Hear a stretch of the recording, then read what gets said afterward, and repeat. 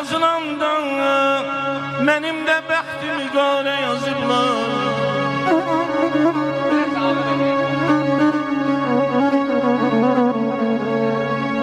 Pervanəni şaman bülbülü gülen.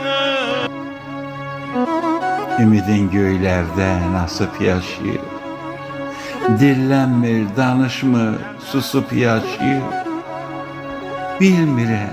Bilmirəm nedense həmişə kasıb yaşayır.